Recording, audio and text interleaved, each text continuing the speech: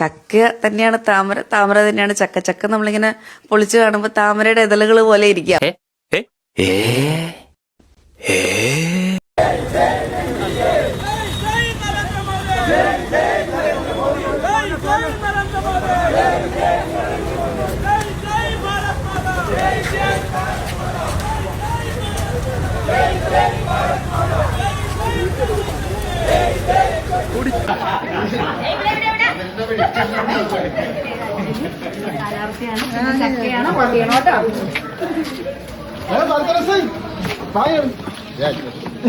വേറെ സ്ഥലത്ത് തന്നെ വെയിറ്റ് ചെയ്യുന്നതുകൊണ്ട് ഞാൻ ഓടാൻ നിൽക്കുകയായിരുന്നു.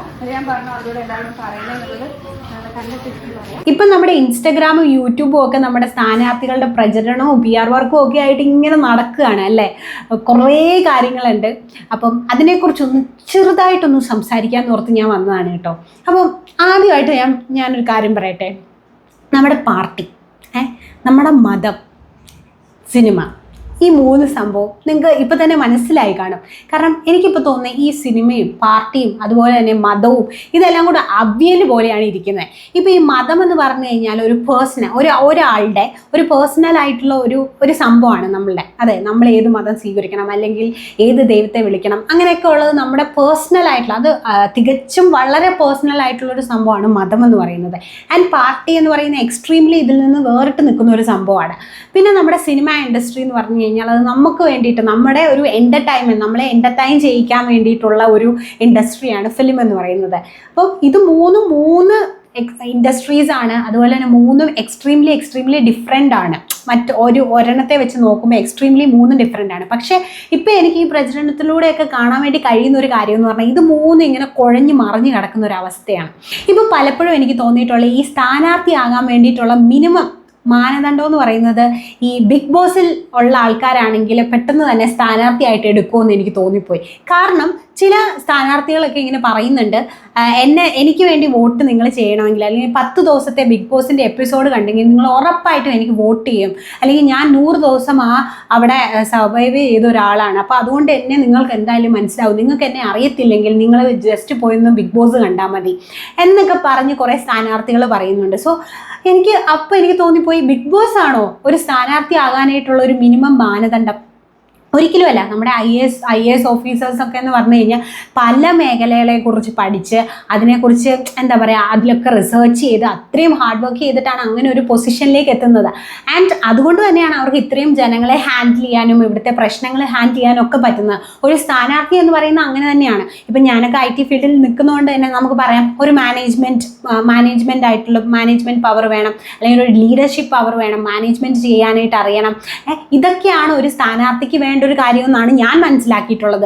അതായത് ജനങ്ങളുടെ പ്രശ്നം എന്താണെന്ന് അറിയുക, അവരെ ഹെൽപ്പ് ചെയ്യുക, അതുപോലെ തന്നെ ഇത്രയും ആൾക്കാരെ ഹാൻഡിൽ ചെയ്യുക, അതാണ് മെയിൻലി വേണ്ടത്. അല്ലാതെ നമ്മൾ ബിഗ് ബോസിൽ പോയി 100 ദിവസം അവിടെ സർവൈവ് ചെയ്തു, അല്ലെങ്കിൽ ബിഗ് ബോസിൽ പോയിട്ട് അവിടെ കുറച്ച് ആൾക്കാരുടെ കൂടെ ഞാൻ വഴക്കും തല്ലും ഉണ്ടാക്കി ഞാൻ അവിടെ 100 ദിവസം സർവൈവ് ചെയ്തു നിന്നു, ഇത്രയും ഫുഡില്ലാതെ നിന്നു എന്ന് പറയുന്നത് അത് ഒരിക്കലും ഒരു മിനിമം ഒരിക്കലും ഒരു മാനദണ്ഡമല്ല. പക്ഷേ പലവരും പറയുന്നത് കേട്ടിട്ട് അതൊരു മാനദണ്ഡമായി തോന്നിപ്പോയി എനിക്ക്. പിന്നെ നമ്മൾ ചില സ്ഥാനാർത്ഥികളൊക്കെ കാണുമ്പോൾ ഈ ചക്ക മാങ്ങ ഏതാന്ന് പോലും തിരിച്ചറിയാൻ പറ്റാത്തൊരവസ്ഥയാണ്. അതായത് നമ്മുടെ അഞ്ജലി നായർ പോലെയുള്ള ആൾക്കാർ പറയുന്നുണ്ട്, ചക്ക എന്ത് പറഞ്ഞാൽ തുറന്നു നോക്കിയാൽ അത് താമര പോലെയാണെന്ന്. അത് ഏത് ആംഗിളിൽ നോക്കുമ്പോഴാണ് അങ്ങനെ കാണാൻ പറ്റുന്നതെന്ന് എനിക്കറിയത്തില്ല.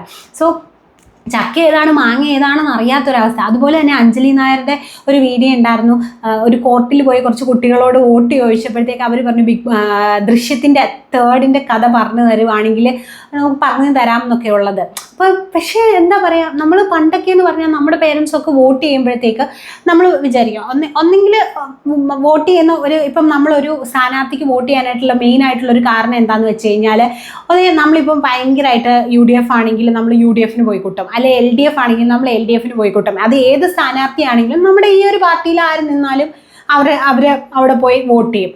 ഒന്നെങ്കിൽ അങ്ങനെ ആ ഒരു സംഭവമായിരിക്കും മെയിനായിട്ട് എടുക്കുന്നത്. അല്ലെങ്കിൽ എടുക്കുന്ന ഒരു കാര്യം എന്താണെന്ന് വെച്ച് കഴിഞ്ഞാൽ, നമുക്കിപ്പോൾ അറിയാവുന്ന ഒരാളാണ്, നമ്മുടെ വീടിൻ്റെ അടുത്തുള്ള ഒരാളാണ്, അല്ലെങ്കിൽ നമുക്ക് അറിയാവുന്ന ആളാണ്, അപ്പം നമുക്ക് കുറേ കാര്യങ്ങളൊക്കെ വന്നപ്പോൾ നമ്മളെ കുറേ ഹെൽപ്പ് ചെയ്തതാണെങ്കിൽ നമ്മൾ പറയും എന്നാൽ ഇവർക്ക് വോട്ട് കൊടുക്കാം, കാരണം ഇവർ നമ്മളെ കുറേ ഹെൽപ്പ് ചെയ്തതാണ്. അപ്പം എന്താ പറയുക, ഈ പുള്ളിക്ക് ഇങ്ങനെ ഒരു കഴിവുണ്ട്, നമുക്ക് എന്തെങ്കിലുമൊക്കെ ആവശ്യം വന്നാൽ നമ്മുടെ അതൊക്കെ നടത്തി തരുന്ന ഒരാളാണ് എന്ന് പറഞ്ഞിട്ടാണ് നമ്മൾ വോട്ട് ചെയ്യുന്നത്. പക്ഷെ ഇന്ന് എനിക്ക് കാണാൻ കഴിയുന്ന എന്താണെന്ന് വെച്ച് കഴിഞ്ഞാൽ മതമാണ്.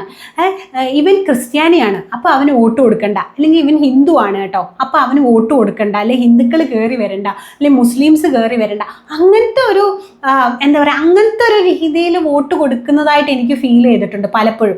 അതിൻ്റെ ഒരു കാരണം ഈ സ്ഥാനാർത്ഥികളൊക്കെ തന്നെയാണ്. പലവരും വോട്ട് ചോദിക്കുമ്പം അവിടെ ദൈവത്തിൻ്റെ പേര് യൂസ് ചെയ്യരുത് എന്ന് പറഞ്ഞെങ്കിൽ പോലും ഇപ്പോഴും പല സ്ഥാനാർത്ഥികൾ വന്ന് എന്താ പറയുക, അവരുടെ പ്രസംഗം സ്റ്റാർട്ട് ചെയ്യുമ്പോഴത്തേക്ക് ഈ ഓരോ ദൈവത്തിൻ്റെ പേര് സ്പെസിഫിക്കലി എടുത്ത് പറയുന്നതായിട്ട് നമുക്ക് കാണാൻ കഴിയും. എത്രത്തോളം വേണ്ട, എത്രത്തോളം പറയരുതെന്ന് പറഞ്ഞാലും പലവരും ഇപ്പോഴും അത് എടുത്തെടുത്ത് പറയുന്നുണ്ട്. അതുകൊണ്ട് തന്നെ മതം എന്ന് പറയുന്നത് ഈ മതം ആയതുകൊണ്ട് എനിക്ക് തരണം, അല്ലെങ്കിൽ ഈ ഒരു മതം ആയതുകൊണ്ട് എനിക്ക് തരണം, അല്ലെങ്കിൽ നമ്മുടെ മതം ഇങ്ങനെ വളരണം എന്ന് പറഞ്ഞൊരു രീതിയായിട്ട് എനിക്ക് തോന്നുന്നുണ്ട് വോട്ടിൻ്റെ കാര്യത്തിൽ. പിന്നെ ഈ ഇൻഡസ്ട്രിയിൽ അല്ലെങ്കിൽ സിനിമയിൽ വർക്ക് ചെയ്തു എന്ന് പറഞ്ഞിട്ട് നമുക്ക് ഒരു പാർട്ടിയിൽ വന്നിട്ട് ഇത്രയും ആൾക്കാരെ ഹാൻഡിൽ ചെയ്യാൻ കഴിയുമോ എന്ന് എനിക്ക് തോന്നിയിട്ടില്ല. പിന്നെ നമ്മൾക്ക് അറിയാം നിലപാടില്ലായ്മ. ഇന്ന് ഒരു കാര്യം, ഞാൻ ഈ ഒരു കാര്യം ചെയ്യത്തില്ലെന്ന് പറയുന്ന ആൾ വന്ന് നാളെ ആ ഒരു കാര്യം ചെയ്യുന്ന ഒരു സ്ഥാനാർത്ഥികളാണ് നമുക്കിവിടെ ഉള്ളത് അല്ലേ. ഞാൻ ബിഗ് ബോസിൽ വരത്തില്ല എന്ന് പറഞ്ഞ അഖിൽമാരാർ പറഞ്ഞാണ് ഞാൻ ബിഗ് ബോസിൽ ഒരിക്കലും വരത്തില്ല, ബിഗ് ബോസിൽ വരുന്നതിലും ഭേദം ലുലുമോളിൽ പോയിട്ട് തുണി മുക്കി കാണിക്കുന്നതായിരിക്കും നല്ലതെന്ന് പറഞ്ഞൊരു വ്യക്തിയാണ്.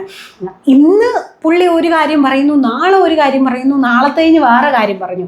ഇങ്ങനെ നിലപാടില്ലാത്തൊരു വ്യക്തി നമ്മുടെ എന്താ പറയുക ജയിച്ചു കഴിഞ്ഞാൽ എന്തായിരിക്കും? ഇന്നിപ്പോൾ ചെയ്തു തരാം, ഇന്ന് ഞങ്ങൾക്ക് അത് ചെയ്തു തരാം, മറ്റേത് മറിച്ചത് ചെയ്തു തരാം, ഇവിടെ വഴി ശരിയാക്കാം എന്നൊക്കെ പറഞ്ഞാൽ നാളെ വോട്ട് ചെയ്തു പോയാൽ ഞാനിപ്പോൾ പറഞ്ഞു എന്ന് ചോദിച്ചു കഴിഞ്ഞാൽ അവിടെ ഒന്നും ഇല്ല. സോ അതുകൊണ്ട് ഇങ്ങനെയൊക്കെ ഉള്ള വ്യക്തികൾക്ക് നമ്മൾ എന്തൊരു അടിസ്ഥാനത്തിൽ അല്ലെ എന്ത് കാര്യത്തിൽ ഏത് മാനദണ്ഡത്തിൽ നമ്മൾ വോട്ട് കൊടുക്കുമെന്ന് എനിക്ക് പലപ്പോഴും തോന്നിപ്പോയിട്ടുണ്ട്. ചക്ക മാങ്ങ പോലും തിരിച്ചറിയാൻ പറ്റാത്ത സ്ഥാനാർത്ഥികളെ കൊണ്ടുവച്ച്. അതുപോലെ തന്നെ നമ്മളെ സ്ഥാനാർത്ഥിയായിട്ട് സെലക്ട് ചെയ്തിട്ടില്ലായിരുന്നു. നമ്മുടെ ഒരു സ്ഥാനാർത്ഥി ഇങ്ങനെ പറഞ്ഞാണ്, നമുക്ക് സാനിറ്ററി പാഡ് 10 രൂപയ്ക്ക് കിട്ടിയപ്പം കണ്ണെന്ന് കരച്ചിൽ വന്നു എന്നൊക്കെ പറഞ്ഞ് ഭയങ്കര ആക്ടിങ് ആയിട്ട്. വേറൊരു ആക്ടിങ്ങും എനിക്ക് ഫീൽ ചെയ്ത് നമ്മുടെ അഞ്ജലി നായർ പോയി പശുവിനെയൊക്കെ പോയിട്ട് ഇങ്ങനെ തടവുന്നുണ്ടായിരുന്നു. ഇപ്പോൾ വോട്ട് കഴിഞ്ഞ് കഴിഞ്ഞാൽ ഇങ്ങനെയൊക്കെ ചെയ്യുമോ? വോട്ട് കഴിഞ്ഞ് കഴിഞ്ഞാൽ ഇവരിങ്ങനെ പോയി ഭയങ്കര ഒരു രീതിയിൽ. അപ്പം ആക്ടേഴ്സ് വന്ന് ചെയ്യുമ്പോൾ നമുക്കത് ഫീൽ ചെയ്യുന്നുണ്ട്, ഭയങ്കരമായിട്ട് അത് ഫീൽ ചെയ്യുന്നുണ്ട്. അപ്പം ഒരിക്കലും എന്താ പറയുക, ബിഗ് ബോസോ അല്ലെങ്കിൽ സിനിമയിലുള്ളത് കൊണ്ടോ അല്ലെങ്കിൽ എന്താ പറയുക ഞാനത് ചെയ്തിട്ടുണ്ട് അല്ലെങ്കിൽ ഇങ്ങനെ പാർട്ടിസിപ്പേറ്റ് ചെയ്തു അത് ഒരിക്കലും അല്ല. ഇപ്പോൾ ഒരു സ്ഥാനാർത്ഥി ആകണമെങ്കിൽ മിനിമം എന്തെങ്കിലും ഒരു മാനദണ്ഡം അല്ലെങ്കിൽ മിനിമം എന്തെങ്കിലും ഒരു ക്രൈറ്റീരിയ അല്ലെങ്കിൽ മിനിമം നമ്മുടെ കോൺസ്റ്റിറ്റ്യൂഷനെ കുറിച്ചോ അല്ലെങ്കിൽ നമ്മുടെ പല നിയമങ്ങളെക്കുറിച്ചോ ഒക്കെ ഒന്ന് അറിയണം. ഒരു മിനിമം ആയിട്ടുള്ളൊരു നോളജ് ഉള്ള ആൾക്കാർക്ക് മാത്രമേ സ്ഥാനാർത്ഥി ആക്കാൻ പറ്റുള്ളൂ അല്ലെങ്കിൽ സ്ഥാനാർത്ഥി ആവാൻ പറ്റുള്ളൂ എന്നൊരു മാനദണ്ഡം അല്ലെങ്കിൽ ഒരു ക്രൈറ്റീരിയ വെക്കുന്നത് വളരെ നല്ലതാണെന്ന് എനിക്ക് തോന്നിയിട്ടുണ്ട്. ഇങ്ങനത്തെ ഈ ഒരു പ്രചരണവും കാര്യങ്ങളൊക്കെ കാണുമ്പോഴാണ് കേട്ടോ എനിക്ക് അങ്ങനെ തോന്നുന്നത്.